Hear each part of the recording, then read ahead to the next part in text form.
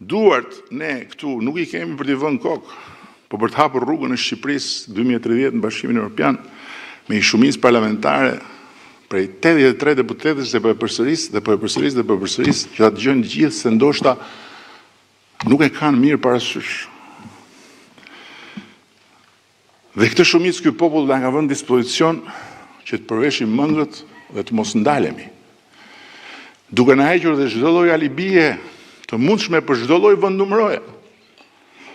Prandaj ka shumë rëndësi që njerëzit e sistemit drejtësisë jo vetëm ta kryejnë punën e tyre të patrazuar, gjë për të cilën mbështetja jonë s'ka munguar dhe s'do mungoj asnjëherë, të paktën derisa unë t'jam këtu në krye të kësaj shumice, por edhe të përpiqen t'i marrin shqetësimet e shprehura publikisht nga ana ime si shqetësime në interes të shtetit, jo të pushtetit që ne përfaqësojmë.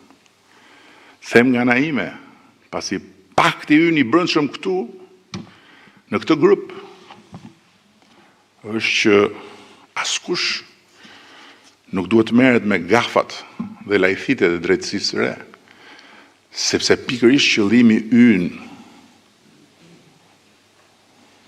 si forca udhëheqëse e reformës në drejtësi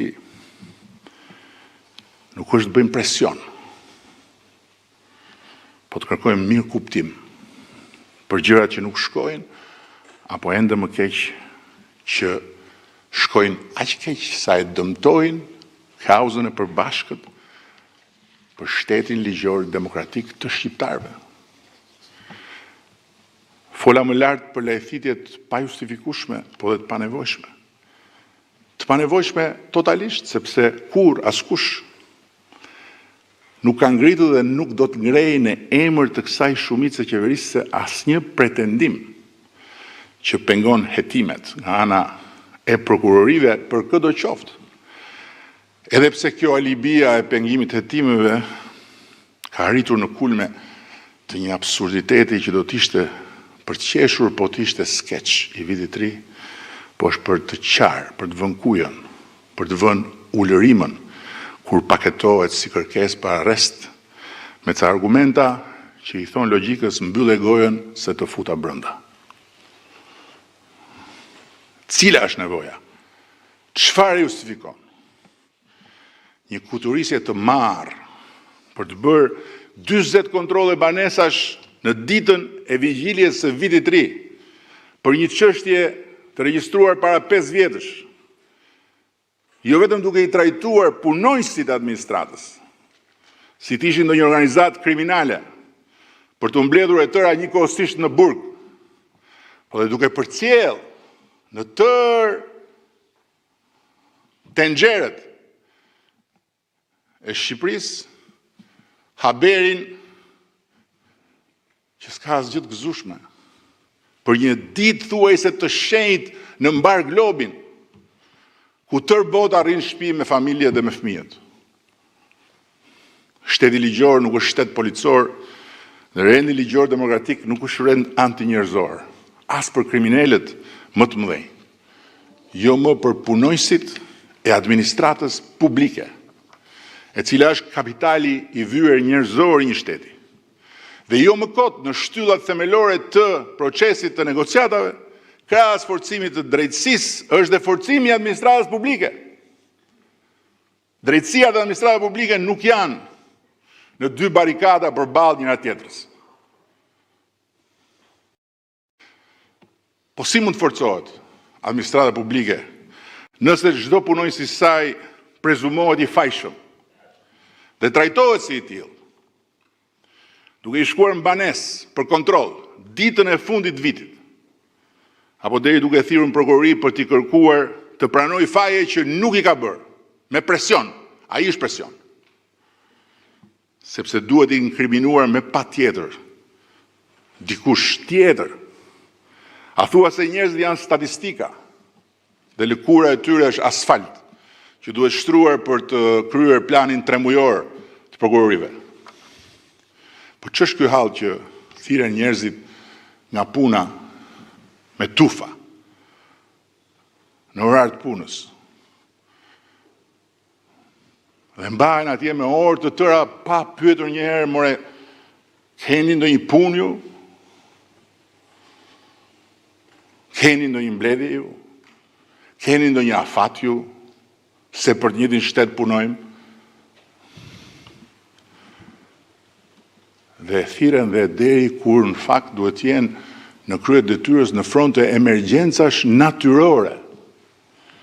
A thua se në këtë vend vetëm prokurorët punojnë për shtetin, ndërsa tjerët punojnë vetëm për planin e hetimeve dhe të arrestimeve të prokurorëve. E kam thënë dhe herë tjera. Dua ta përsëris. Unë personalisht kam pasur shumë rezerva për administratën tonë publike dhe kam qenë edhe unë vetë viktim e të njëjtit perceptim që për shembull është për spitalet. Sipas cilit në spitalet tona të lënë të vdesësh, po nuk dhe lek. Po perceptimin për spitalet e kam rrëzuar sepse i kam vizituar vetë, i kam parë vetë të gjitha transformimet që kemi bërë dhe i kam dëgjuar vetë njerëzit, jo me kamera, pa kamera. Ndërsa këtë perceptim për administratën e kisha dhe unë goxha të rezervuar për të thënë me fjalë të buta.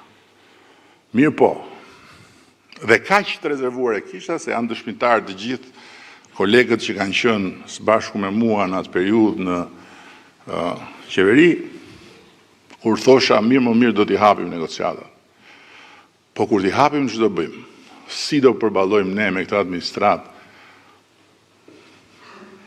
Ata peshkaqenët atje që janë të rrahur në të gjitha llojet e dallgëve dhe që kanë negociuar me vende shumë më të mëdha se sa ne. Dhe u deshën pikërisht muajt e procesit screening përpara fillimit zyrtar e uljes në tryezë për negociatat, që unë të filloja të shikoja tek administrata jo problemin, po zgjidhjen e shumë problemeve. Përtej faktit që dhe administrata, si çdo pjesë tjetër e shoqërisë sonë, ka problemet e veta, ka dhe individët e padenj. Dhe kur fillova të dëgjoj nga kryeministri i Hollandës, krejt jashtë kontekstit në një takim ndërkombëtar, Edi dëgjoj fjalë të jashtëzakonshme për skuadrën tuaj negociatore. Bravo. Nga kryeministri i Danimarkës, Edi, Ministri i Jashtëm më thotë që skuadra juaj negociatore po i zhgënjen të gjithë në kuptimin pozitiv, sepse pristin diçka tjetër. Dhe pastaj kur i takova vetë, 1000 vetë, jo 1 e 2, se ne kemi drejtues të shkëlqyer të procesit, po procesi ka 1000 vetë. Tani, kur mendoj për ata 1000 vetë, e konsideroj të tmerrshme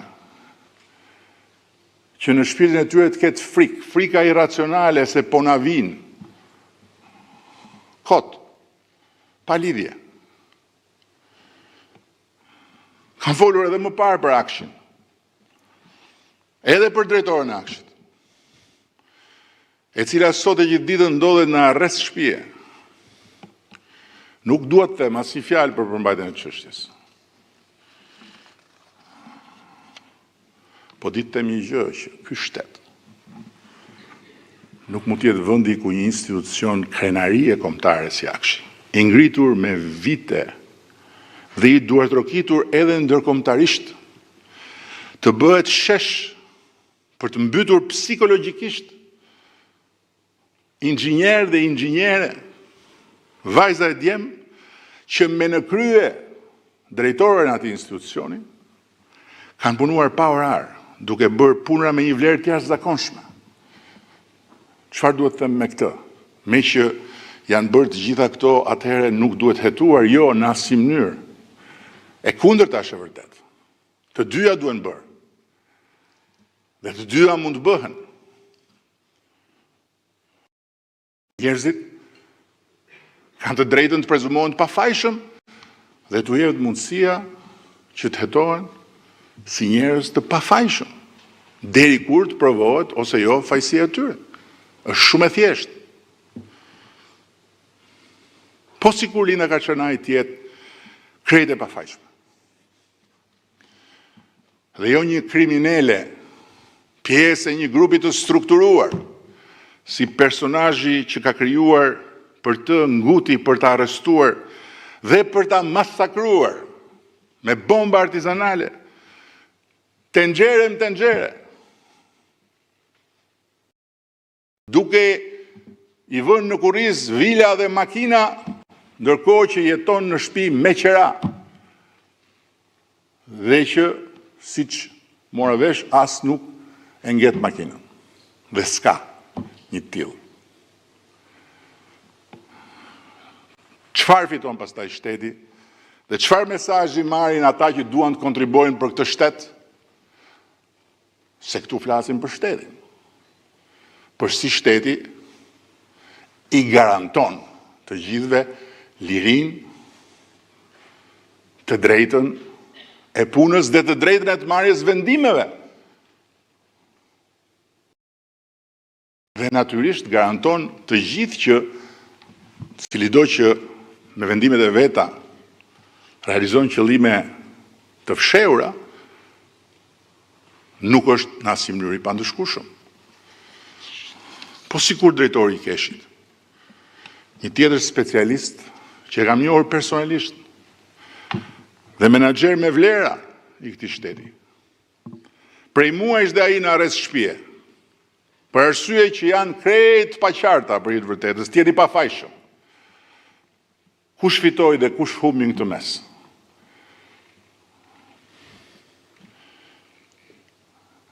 Po sikur e njëjta gjë është e vërtetë dhe për të tërë të tjerët.